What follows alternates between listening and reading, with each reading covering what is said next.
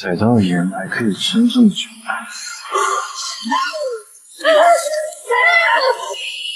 如雷有天，三气化万象，骤起湖光前，有人破炎期，化炎。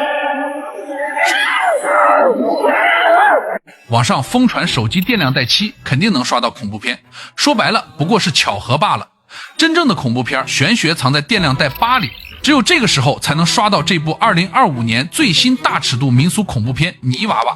据说该片一经上映就吓得无数观众不敢独自回家，更是在上映第1周就迅速霸榜台湾恐怖票房总冠军。这片子牛就牛在它将咱们小时候的民谣与现实恐怖完美融合，以至于我看完这个片子再也不敢再唱这首儿歌了。废话不多说，咱们马上开整。你说人为了多挣俩钱儿，到底能有多不怕死？一家 VR 游戏公司为了蹭热度赚快钱，就盯上了当地赫赫有名的灭门凶宅，打算实景扫描做恐怖游戏，直接派了2个员工深夜闯宅。而这栋凶宅的背景，光是听着就让人头皮发麻。多年前，宅子主人是个痴迷泥塑的手艺人，一夜之间持刀屠戮全家，最后自尽谢罪。可诡异的是，女主人的尸骨却凭空消失，宅子从此荒废，遍地都是形态诡异的泥娃娃。当地人都绕着走，连小偷都不敢踏足半步。公司这俩员工，一个胆大妄为的叫昌哥，一个胆小如鼠的眼镜男，刚进宅子就犯了民俗忌讳。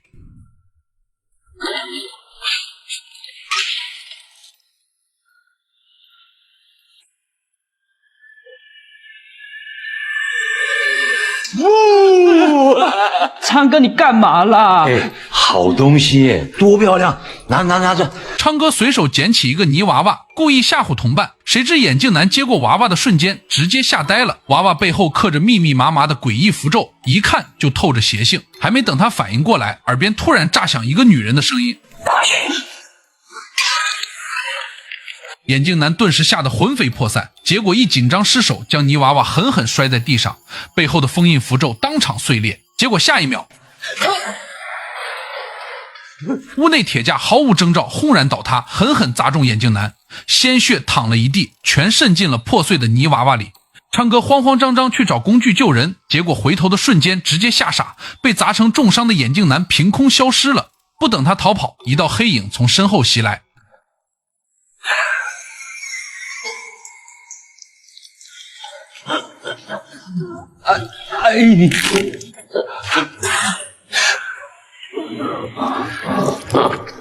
你有好多血，我去找人，你不要动啊！昌哥当场吓尿就想跑，却被一股无形的力量死死拽进漆黑的烧窑室。2声惨叫过后，凶宅重归死寂，2人也彻底人间蒸发。可过了几天之后，失踪的眼镜男竟然独自走回了公司，浑身僵硬，眼神空洞。阿义呀！你是要把我吓死啊？扫描资料带回来没啊？哎呀！殊不知他的身后拖着一串漆黑的血脚印。就在公司众人在会议室汇报游戏进度时，眼镜男突然发疯一样对着玻璃疯狂嘶吼。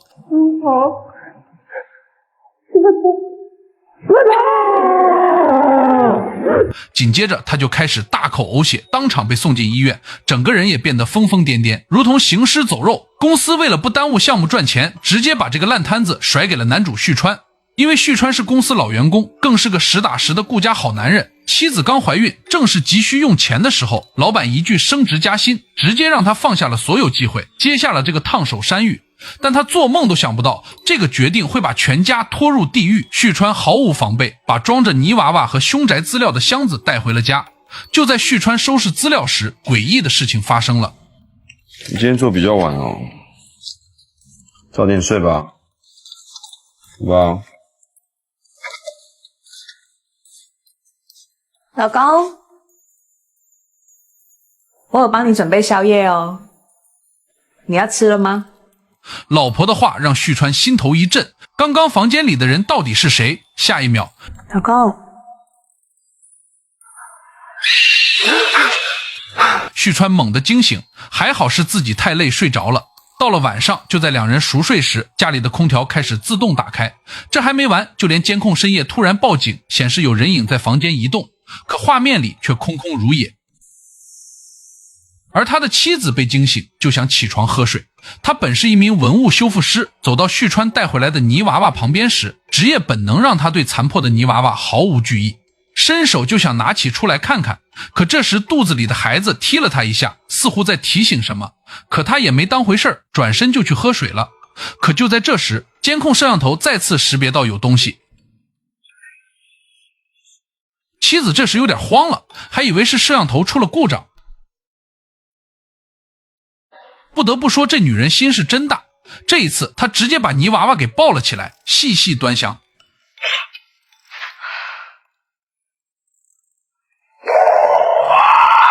一不小心，妻子指尖被泥娃娃的缺口划破，鲜血滴落在娃娃身上，瞬间被吸收殆尽。紧接着，诡异的童谣就在客厅凭空响起。泥娃娃只有那眉毛，也有那眼睛，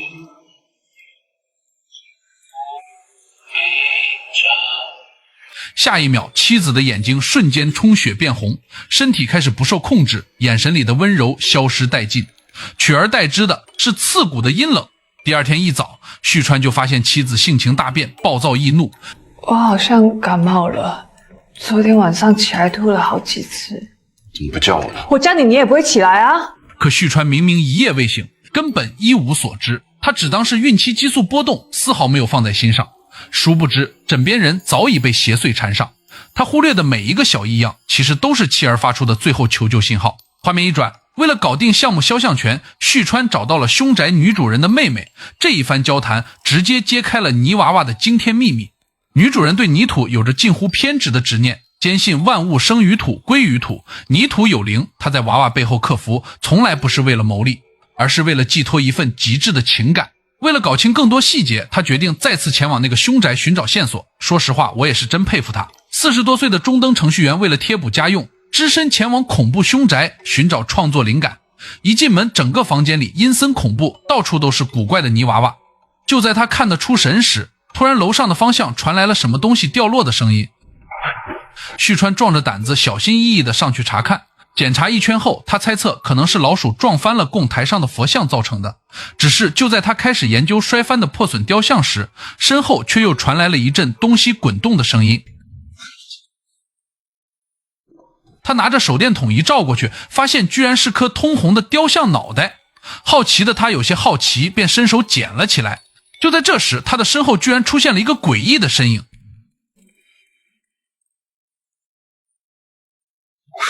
一阵高跟鞋的声音忽远忽近，吓得旭川顿时后背发凉。只不过等他壮着胆子一回头，身后却又空无一人。还没等反应过来，另一边又有人影闪过，下一刻却又凭空消失了。而等他拿着手电筒照了过去时，却发现对面的墙壁上竟若有若无的有个人影。旭川被吓坏了，不停用手电照去打量，好在没一会儿那人影便消失了。然而就在他以为是自己吓自己时，下一秒对方面容狰狞，怀里还抱着一个泥娃娃，嘴里还不停念叨。就在旭川重新拿起手电时，对方又突然消失了。他好不容易喘口气时，他的头顶上就开始不断滴下暗红的液体。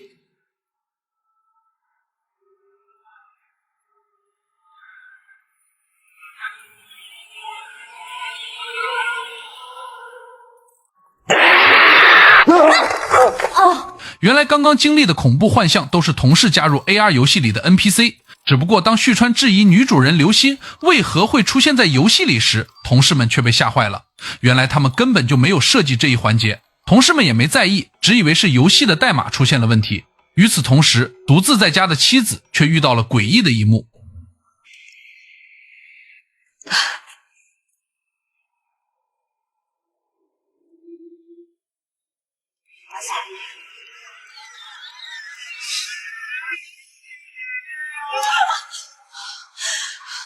他刚想跑出房间，可大门却自动关闭。一个女人的声音同时响起，紧接着自己的胳膊被一个无形的手死死抓住。一转身，镜子里的自己竟然嘴角咧出诡异的邪笑。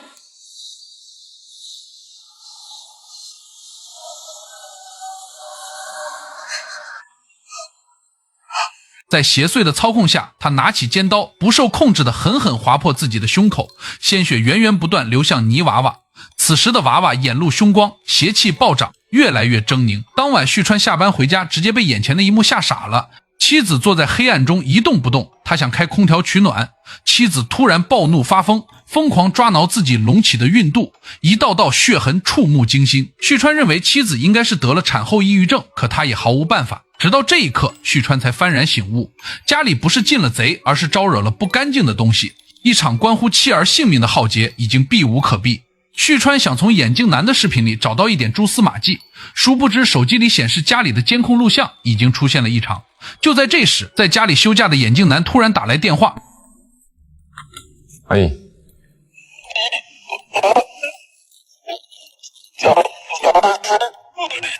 你做什么？阿姨，喂。刚挂电话，监控里就出现了妻子诡异的脸。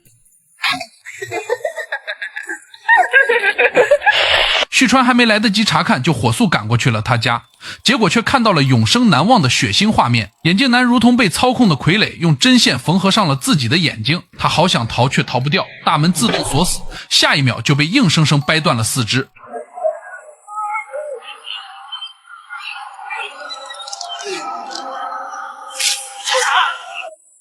骨头直接从身体里刺了出来，抓着自己的脑袋就疯狂撞击柜子，骨头断裂的声响清脆刺耳。不等旭川施救，一股无形力量扭断了他的脖子，当场惨死。而操控这一切的正是远在家中被附身的妻子。同事的惨死让旭川彻底崩溃了。眼镜男在临死前说了一句娃娃背后的符咒，他立刻在扫描资料里发现了完整的符咒，想起儿时求过的平安符，于是顺着线索找到了精通古法符咒的法师阿申。这位法师有点东西，一开口就直击要害，给旭川科普了中式符咒的核心秘密，也带来了最绝望的死讯。法师直言，符咒分两种，人人能看懂的是后天符，是求神的请愿书，而无人能识的是先天符，一笔一画皆藏神力。泥娃娃背后的正是镇压吉凶邪祟的禁锢符。更可怕的是，邪祟不是简单附身，而是要夺舍，彻底霸占人的躯体，7日之内不驱逐，他的妻子就会魂飞魄散，永不超生。而当天正好就是第7天，7日夺舍，生死也进入了倒计时。法师决定出手相助，跟着旭川就回到了家。大师刚拿起娃娃，妻子立刻就感应到了不对劲儿，直接冲了出来。踩到盐还可以吃进去。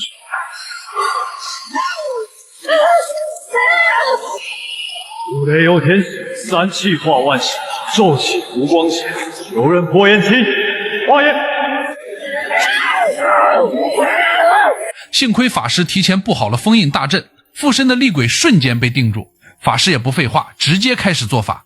可谁知厉鬼法力强大，冲天的怨气让大师也受了不轻的内伤。一番操作，好不容易用补全符咒暂时压制住了妻子体内的邪祟。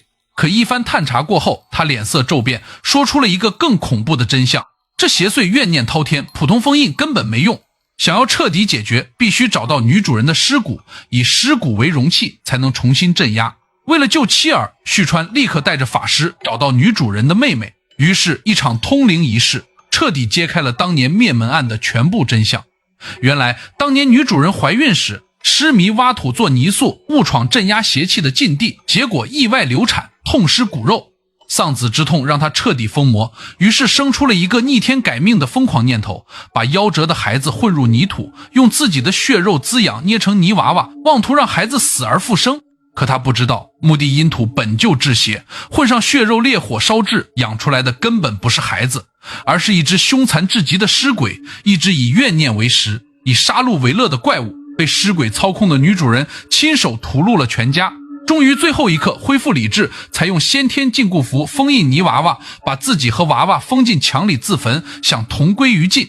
可尸鬼由血肉泥土所化，根本不惧烈火，封印100年，可终究被2个贪财的员工打破。一场跨越100年的复仇游戏正式开始。真相大白，决战一触即发，众人立刻驱车赶往凶宅。法师孤身入宅寻找尸骨，旭川守在车外看护妻子。危急时刻，他想出了一个绝妙的办法，戴上 VR 眼镜，利用游戏扫描的虚拟视角给法师实时指路。这招妙啊！在这凶宅之内，危机四伏。法师刚进烧窑室，就被无数小泥娃娃围攻，邪祟缠身，寸步难行。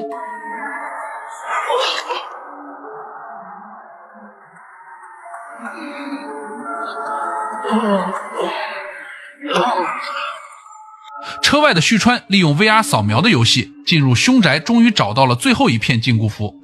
可就在这时，身后妻子身上的符咒迅速变黑，旭川一转头，人竟凭空消失。他顾不上危险，冲进凶宅救人。可旭川刚进入凶宅，大门就瞬间自动锁死，把法师牢牢困在了房间内，而房间里顿时起了熊熊大火。就在这时，被附身的妻子突然杀出，旭川用法师给的天师印玉牌暂时击退邪祟，法师也趁机赶紧写下这个禁锢符。时机已到，法师大喝一声：旭川，抓他！无雷有天气，三气化万气，周气不言气。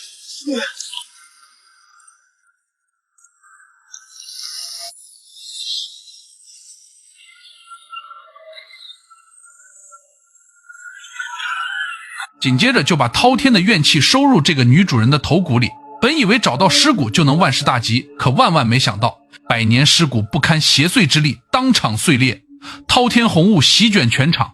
所有人这才恍然大悟，邪祟的目标从来不是妻子，而是他肚子里未出世的胎儿。原来纯净无瑕的婴孩灵魂才是尸鬼夺舍重生化为人形的完美容器。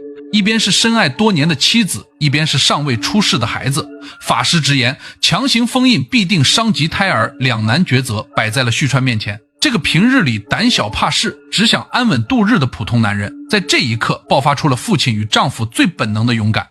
他做出了一个悲壮到极致的决定，用自己的身体做封印邪祟的容器。这一段也是全篇最悲壮的时刻。旭川果断划破手掌，以鲜血为引，任由滔天邪祟涌入体内。左眼瞬间猩红，理智逐渐被吞噬。为了不伤害妻儿，他拼尽最后一丝清醒，效仿惨死的同事，亲手毁掉了被邪祟操控的左眼，用剧痛守住本心，嘶吼着让法师动手封印。法师含泪催动最强五雷法诀，金光乍现，将凶戾尸鬼彻底封印在旭川体内。旭川缓缓倒下，没有惊天动地的豪言壮语，只有一个丈夫，一个父亲最朴素的守护。他用自己的生命换来了妻儿一世平安。平凡人的英雄主义往往最戳人心窝，让人瞬间破防。故事的结尾没有俗套的圆满，却藏着最温柔的治愈。妻子顺利生下健康的宝宝，日子照常继续，只是身边少了那个温柔的男人。某天，他收到了旭川公司寄来的快递，戴上 VR 眼镜的那一刻，他泪如雨下。公司用旭川生前的扫描数据打造了一个虚拟数字人，那个熟悉的身影，冰冷的科技终究成了治愈思念的良药，跨越生死的爱意以另一种方式永远延续。很多人看完都说这部片子有瑕疵，前半段节奏稍缓，恐怖桥段略显套路。可我想说，它的优点足以掩盖所有不足。他把中式民俗的底蕴玩到了极致，符咒、泥塑、凶宅、禁忌，每一个元素都戳中中国人的恐怖 DNA， 又把现代科技的温柔展现得淋漓尽致。 VR 数字生命让恐怖故事有了最暖心的落点。好了，今天的故事就到这里，真的值得大家去看原片，绝对不会让你失望。我是听雨，关注我，咱们下期再见，拜了个拜。